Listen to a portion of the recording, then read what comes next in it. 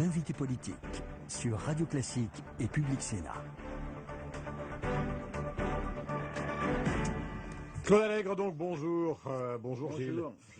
Découvrir la Terre, nous allons le faire dans un instant aux éditions Fayard, mais découvrons l'actualité, les caricatures donc qui sortent ce matin dans Charlie Hebdo. Est-ce que vous trouvez que c'est une provocation inutile ou c'est la liberté d'expression que défend l'athée que vous êtes? Paf, dès le matin comme ça. Non, mais que ça soit la liberté d'expression, c'est une chose.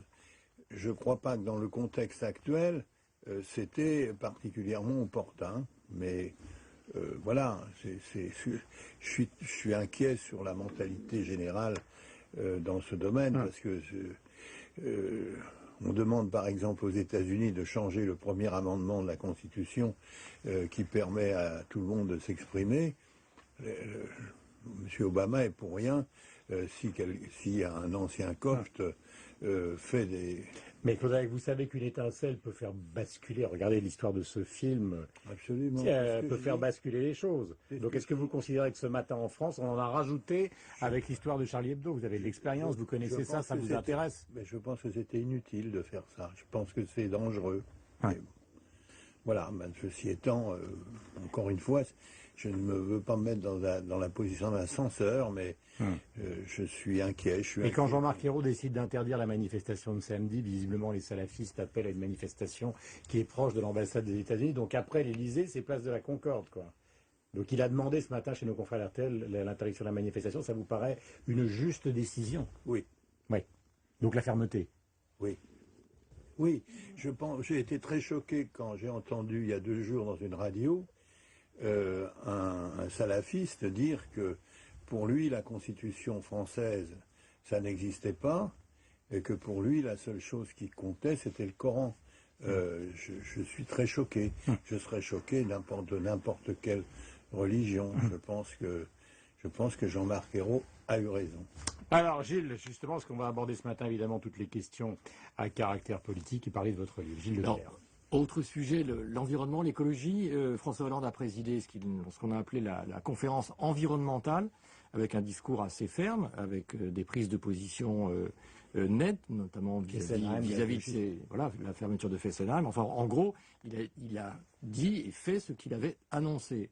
Est-ce que ça vous choque beaucoup quand on explique qu'on s'achemine vers ce que la gauche appelle la transition énergétique? D'abord, la transition énergétique, ça n'existe pas. On n'est pas dans une transition énergétique.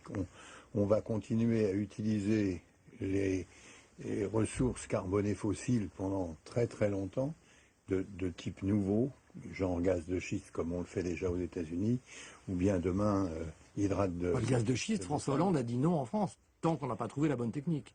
Oui, mais... C'est une erreur ou pas? Je pense que, je vais vous paraître paradoxal, je ne suis pas pour donner des permis dans l'état actuel, parce que précisément nous ne sommes pas en état. En particulier, en France, le code minier est scandaleux, c'est-à-dire que le propriétaire du terrain ne bénéficie en rien d'une recherche et les collectivités territoriales non plus. Tant qu'on n'aura pas changé le code minier en France et en Allemagne, d'ailleurs parce que Guillaume II a imité Napoléon, il n'y aura pas de gaz de schiste en Europe. C'est pas compliqué. Les gens veulent pas. Vous le regrettez? Ah oui, je regrette qu'on ne se mette pas dans les conditions de l'exploiter. La deuxième chose, c'est que le ministère de l'Environnement n'a pas fait son travail, y compris sur le forage, en mettant des conditions. Le problème, c'est pas dire ça peut être si on fait n'importe quoi, ça peut être dangereux. C'est pas la fracturation hydraulique, soit dit en passant. La fracturation hydraulique, c'est à 3000 mètres. Ce qui est le vrai problème, c'est l'étanchéité du forage qui descend à 3000 mètres et qui passe à travers la nappe phréatique. C'est ça. Et deuxièmement, le rejet de l'eau que l'on fait ensuite. Il n'y a pas de règles, donc il faut fixer des règles très, très strictes pour l'exploitation en France. Mais il n'est pas impossible, il n'est pas prouvé, il n'est pas impossible que la France ait une réserve de gaz de schiste importante. Je trouve que ça serait quand même baroque qu'on continue à acheter du gaz de schiste, parce que c'est du gaz de schiste qu'on va acheter à M. Poutine pour 47 milliards par an, et qu'on n'exploite pas ce que nous avons. Mais, encore une fois, nous ne sommes pas au lieu d'il faut pas interdire, permettre, il faut étudier le problème sérieusement, mettre des règles. Moi, j'ai jamais été pour qu'on fasse n'importe quoi. Donc pour vous, c'est une décision, on va dire pour le moment Politique, technique de la part du gouvernement. Ah, vous dites politique, c'est pour faire quoi? Pour faire plaisir aux alliés écologistes, selon vous? Oui, il a besoin aujourd'hui. C'est pas moi, je suis pas. Il a besoin de rassembler ses troupes pour faire voter le traité européen. Donc, il est bien obligé de faire quelques gestes. Je pense que c'était. Donc, c'est comme quand il dit qu'il va fermer Fessenheim. Il va fermer Fessenheim 6 mois avant l'élection présidentielle prochaine. Ça m'étonnerait. Si vous voulez fermer Fessenheim, il n'avait qu'à dire qu'il fermait demain. Mais ça coûte 4 milliards. Donc, voilà. Donc, non, je pense que François Hollande est un politicien très, très subtil et très, très intelligent.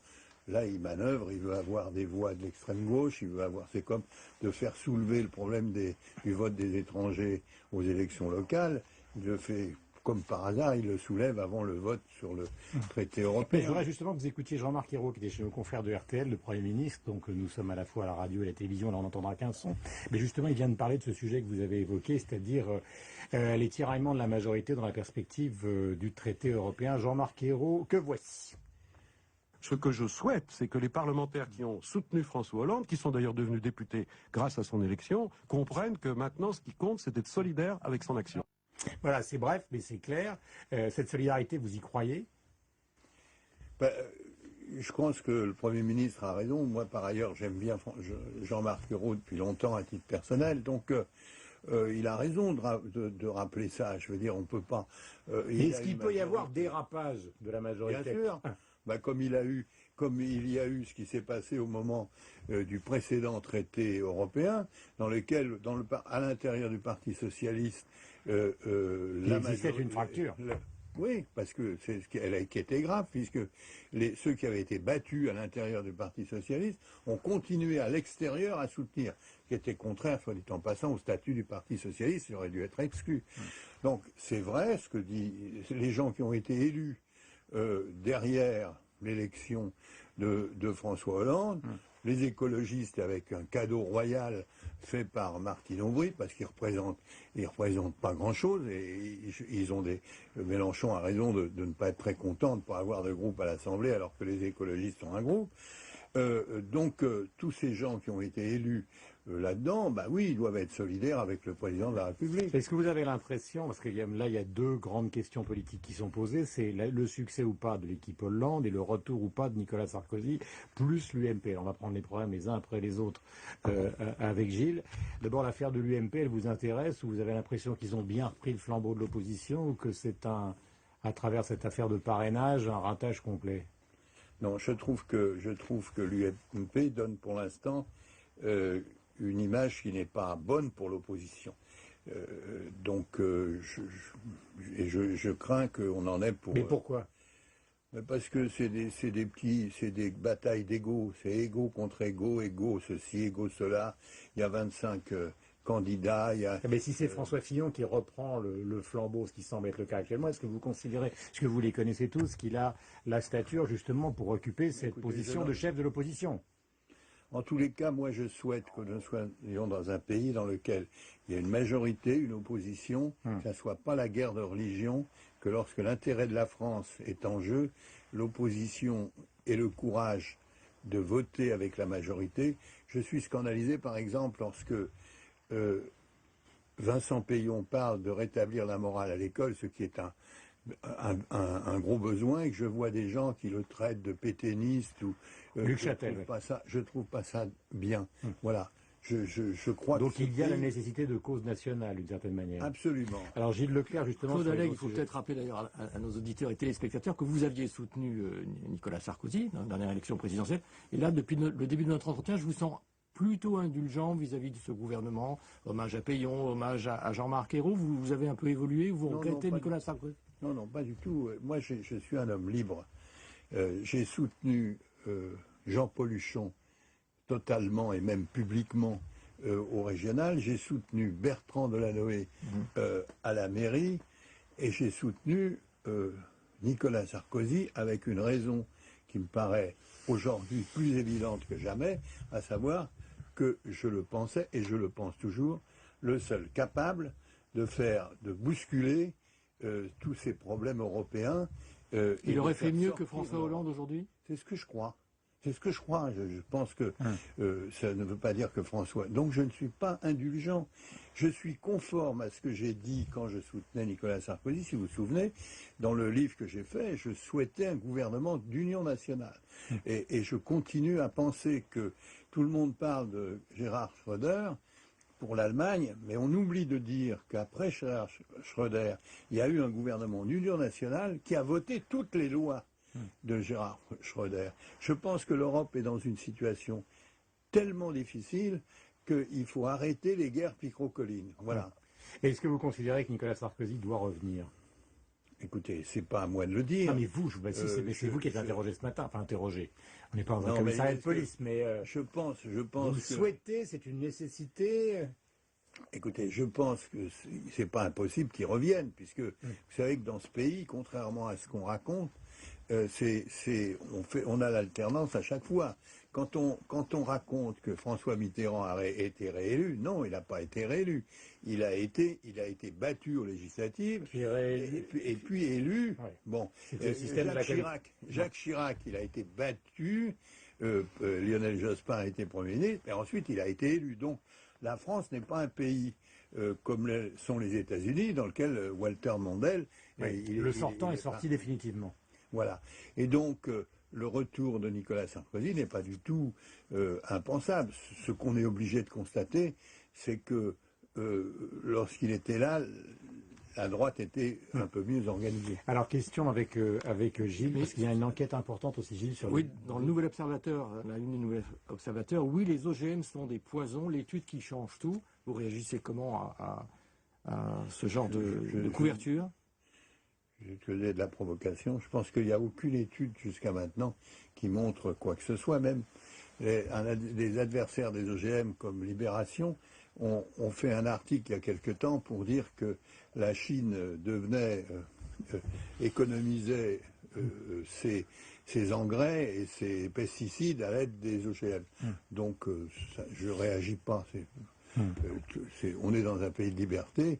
On peut raconter n'importe quoi. Mais il y a une chose qui nous intéresse avec Gilles depuis le début, il nous reste 1 minute 30. Dans Découvrir la Terre, vous parlez effectivement de tout ça. Ce matin, dans le New York Herald Tribune, il y avait donc un grand article sur les Chinois et la bataille pour obtenir un certain nombre de réserves naturelles, notamment dans l'Arctique. Et est-ce que vous considérez qu'au fond, nous, les Européens, on va se faire, parce que c'est un peu en filigrane ce qu'on entend, on va se faire manger dans peu de temps si on continue. Totalement, mais ça y est, c'est parti. Pas seulement par les Chinois.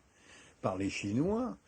À Paris, les 2/3 des grands hôtels appartiennent soit aux Qataris, soit aux Saoudiens. Les Brésiliens vont arriver avec des produits agricoles sur notre marché. Je pense que d'une manière générale, l'Europe ne repartirait pas en matière de compétitivité en améliorant les routes brouettes. Je pense que si on est contre le nucléaire, contre les gaz de schiste, contre les nanotechnologies, contre les OGM et contre les cellules souches, on est voué à être un pays sous-développé. C'est tout. Je veux dire, on ne peut pas tourner le dos au progrès. Moi, je me bats pour le progrès. Et de ce point de vue, le Parti socialiste, vous disiez que j'étais indulgent, le Parti socialiste a trahi son idéologie. L'idéologie du Parti socialiste, c'est le progrès. Je rappelle que c'est François Mitterrand qui a construit le plus grand nombre de centrales nucléaires. On n'a jamais eu peur du progrès. Maintenant, pour des raisons d'alliance avec les écologistes, on a peur de ceci, de cela. Alors je suis content, par exemple, de voir qu'à l'intérieur de ce qui a été mon parti pendant 30 ans, il y a quand même des gens comme Valls, comme Montebourg, oui, pas seulement, comme Barthelone, qui disent attention, attention les yeux, on va pas abandonner le progrès. Merci Claude Allègre. Je rappelle que ce livre, vous le signez avec Laure Ménadier, qui s'appelle Découvrir la Terre, donc chez Fayard, et il raconte l'histoire, effectivement, non seulement de notre planète, mais des scientifiques, justement, parlant de notre planète et de leurs aventures, qui sont importantes, justement, pour le progrès que vous défendez. Bonne journée à vous. Merci à vous. Gilles, on se retrouve demain. Enfin, vous allez aux journées parlementaires du Parti Socialiste.